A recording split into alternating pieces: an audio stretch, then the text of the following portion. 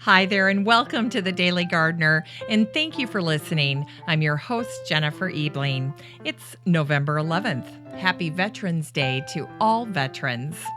Today, we celebrate the botanist who bred more than 40 types of pears, including our most popular varieties. We learn about the cultural meanings associated with the chrysanthemum and the Swedish botanist who posed as a Dutchman to botanize in Japan. We'll hear some thoughts on November from one of my favorite garden writers, and we grow that garden library with one of the best books on gardening for butterflies. I'll talk about straightening your ornamental trees, and then we'll wrap things up with a story of the woman who loved blueberries so much she shared them with the world. But first, let's catch up on a few recent events. The website searchkashmir.org shared a post recently talking about the word paradise. It was first used to describe a garden. And then it shared this Farsi poem about Kashmir by Amir Khusrau that does the same, uses paradise to describe the garden. Here's what it says. If ever there is paradise on earth, it is here. It is here. It is here. And then Alys Fowler shared a wonderful post called How to Grow Orchids. And I love it when people divulge their little methods and ways of growing orchids. I always learn from that. Alys wrote, an east-facing window plus consistent watering every week in the growing season, every other week during the winter, and loose poo, which is dried alpaca poo. It's in little pellets, and she adds it to her orchids. When I shared it in the Facebook group, I said, every gardener reading this now will search online for loose poo. But just a heads up, if you're in the United States, you can find it on the British version of Amazon, but they don't ship to the U.S., so our loss. And then finally, the Vermont Garden Journal out of Vermont Public Radio shared some new ideas for perennial garden care. And I loved this article. This advice was written by Charlie Nardozzi and shared on the 1st of November. And when I shared it in the group, I wrote, I couldn't agree more, because the first thing I tell my student gardeners is that plant material doesn't leave the property. And the second thing I teach them is chop and drop. And Charlie Nardozzi talks about it in this post. And I love what he says here. He said, my thinking has changed. It all started when I asked myself, why remove all that plant matter at all? Usually I cut the foliage to the ground, move it to the compost pile, and next year move some compost back into the beds. But why create all that extra work? Why not compost the foliage in place? And then he says, so now I chop and drop, and his favorite garden tool for the task is a manual hedge trimmer. Now, my favorite tool is still a pruner or knives for that initial chopping. And then the kids and I work together to make sure that it's finely chopped. We usually chop everything to about an inch and then let it fall like confetti onto the ground. So anyway, there you go. 3 great articles. The beautiful article about Kashmir, growing orchids with Alys Fowler, and Vermont Public Radio's Garden Journal with Charlie Nardozzi. If you'd like to check out these curated articles for yourself, you're in luck, because I share all of it with the listener community in the free Facebook group, the Daily Gardener Community. So you don't need to take notes or track down links. The next time you're on Facebook, just search for the Daily Gardener Community and request to join. I'd love to meet you in the group. And I also love hearing from gardeners about how much they enjoy having their Facebook feed change from being social updates from their friends to incorporating these kinds of garden articles that really help them learn and grow as a gardener. So take control of your Facebook feed. Go ahead and join the group. You won't find anything spammy or distasteful. It's all curated with you in mind for listeners of the Daily Gardener podcast. Here's today's brevities. Today is the birthday of Jean-Baptis van Mons, who was born on this day in 1765. The name of the game for Van Mons was selective breeding for pears. Selective breeding happens when humans breed plants to develop particular characteristics by choosing the parent plants to make the offspring.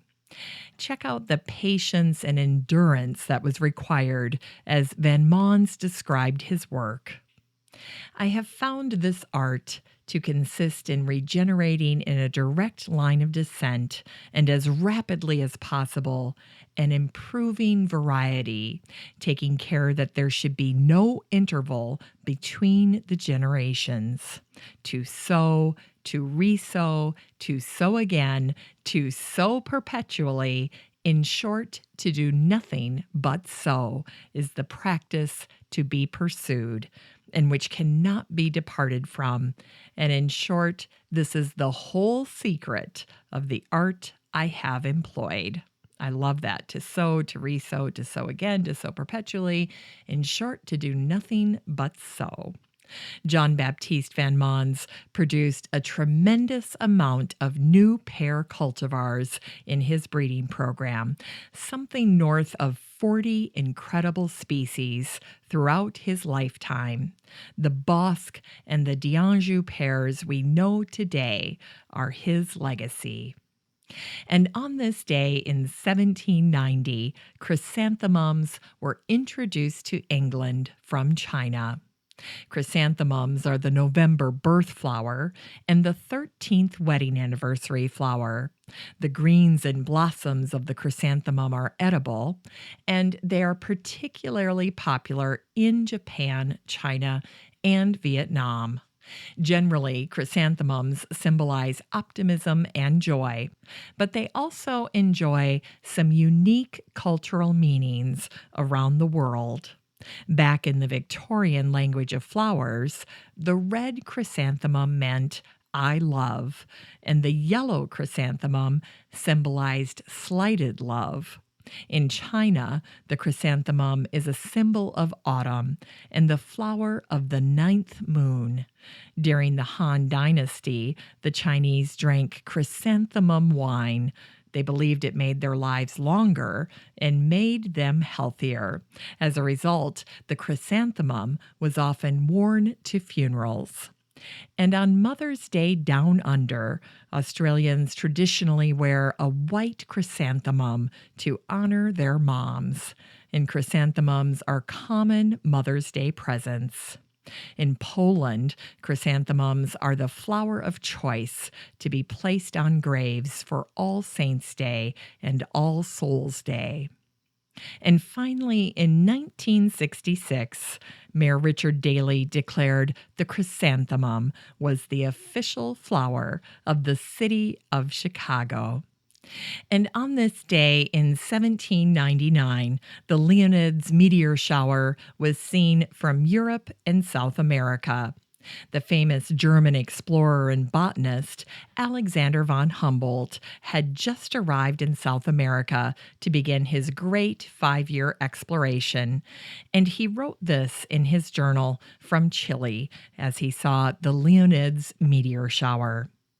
The night between November 11th and 12th was calm and beautiful.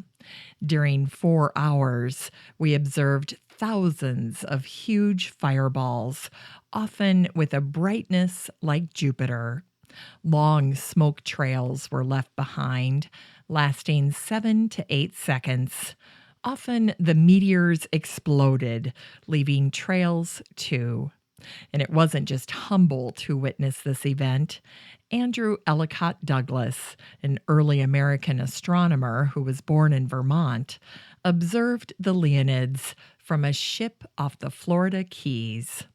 Douglas, who later became an assistant to the famous astronomer Percival Lowell, wrote the first known record of a meteor shower in North America in his journal, saying that the whole heaven appeared as if illuminated with skyrockets, flying in an infinity of directions, and I was in constant expectation of some of them falling on the vessel.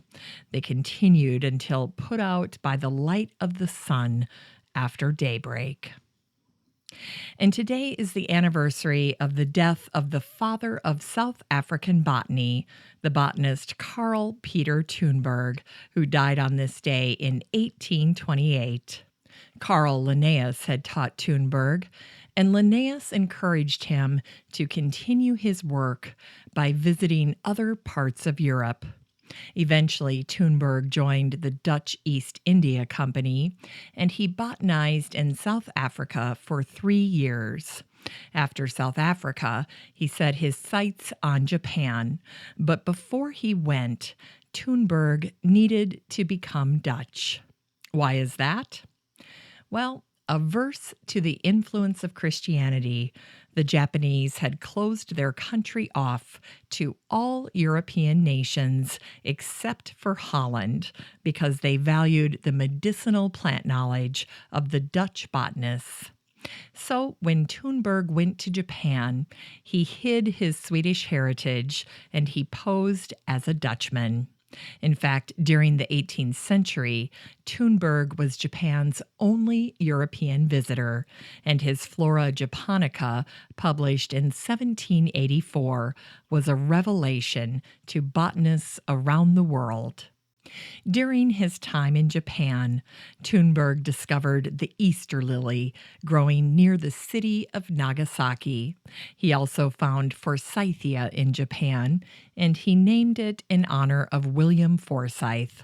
And during his entire time there, Thunberg was confined to a small artificial island in Nagasaki Harbor. So how did he manage to learn so much about the country's flora? Well, ever the clever and rounder, Thunberg came up with a unique strategy to obtain botanical samples. Thunberg knew that goats were picky plant eaters, so while staying on the island, Thunberg asked to have some goats. Then he asked his Japanese assistants to collect plants to feed the goats. It was through the guise of feeding the goats that Thunberg was able to collect all kinds of plant specimens.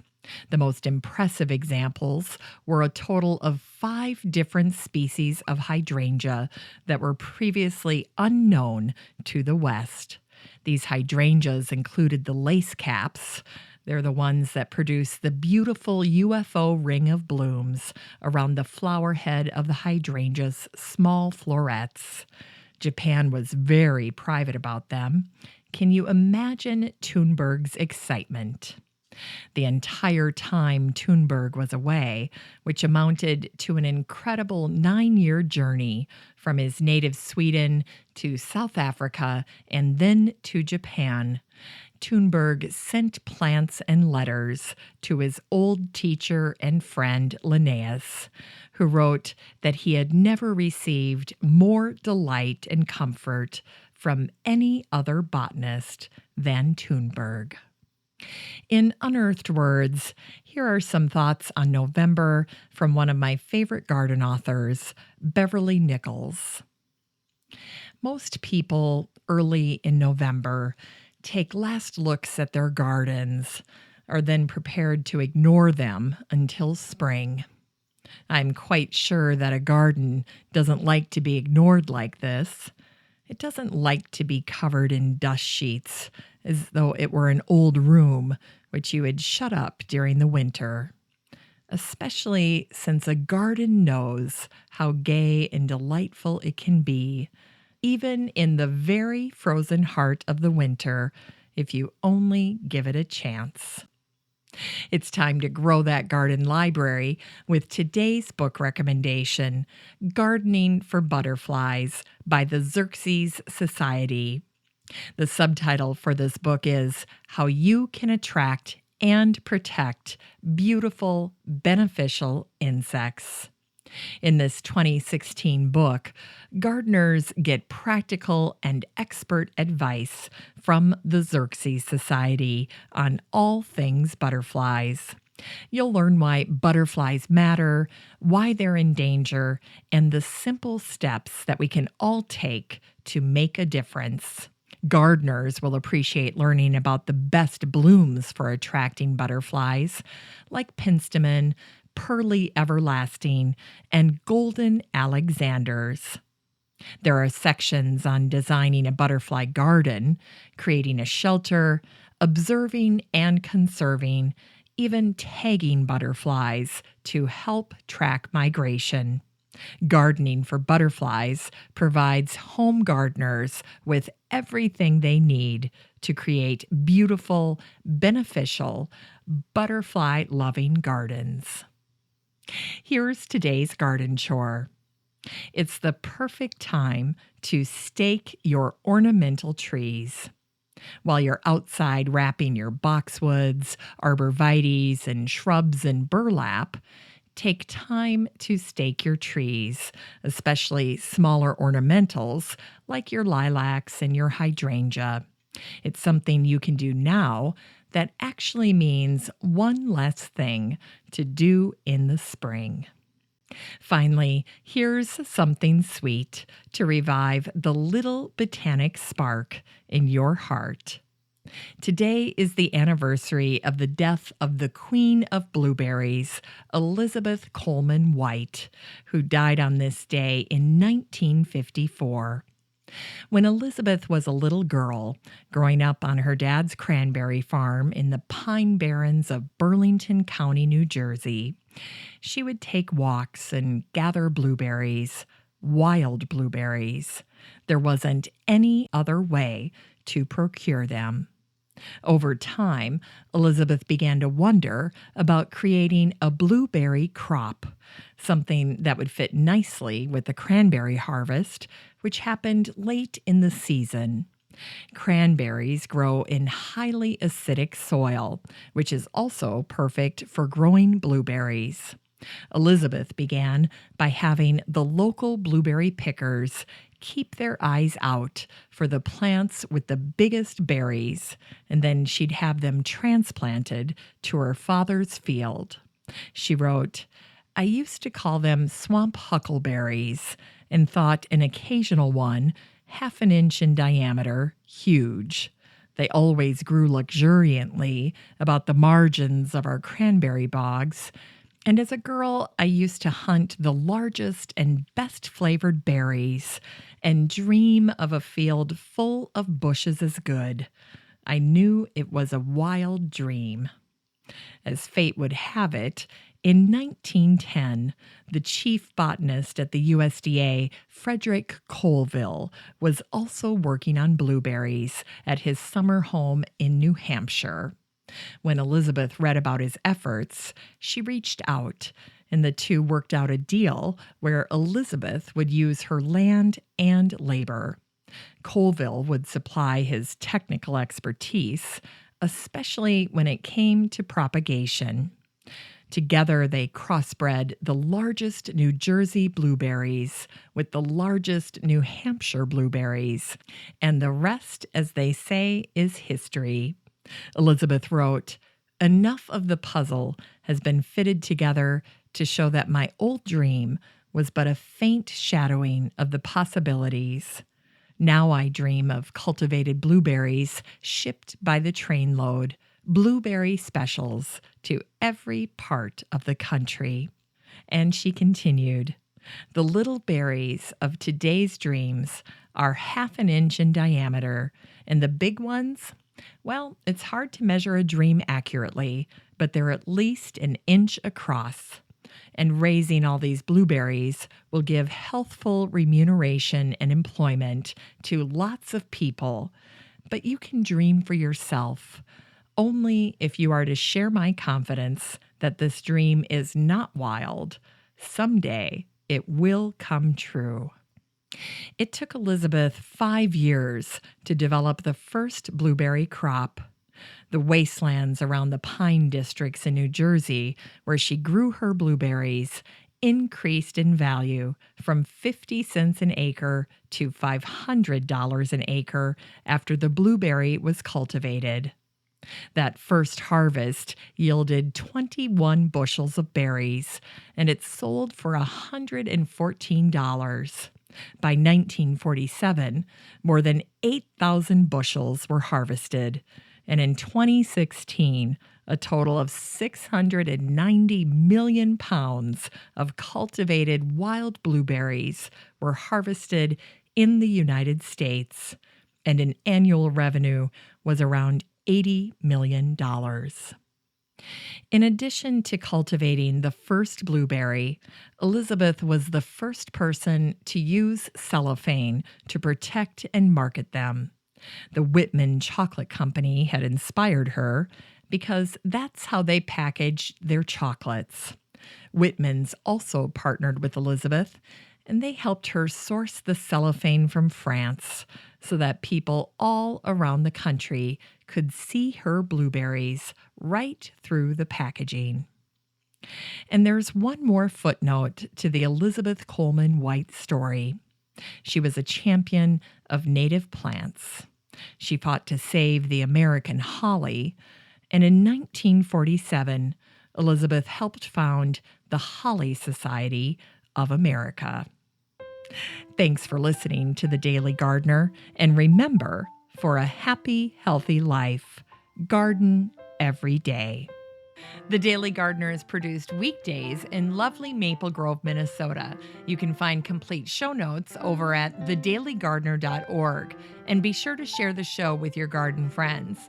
You can find The Daily Gardener on all your favorite social media, Instagram, Twitter, and Pinterest, and of course, Facebook. While you're over at Facebook, don't forget to join the Daily Gardener community. Just search for these 3 words, Daily Gardener Community. The group will pop right up, and then request to join. Finally, I want to thank my team at Podfly Productions, where my fabulous editor is Eric Begay. Have a great day in the garden, and we'll see you tomorrow.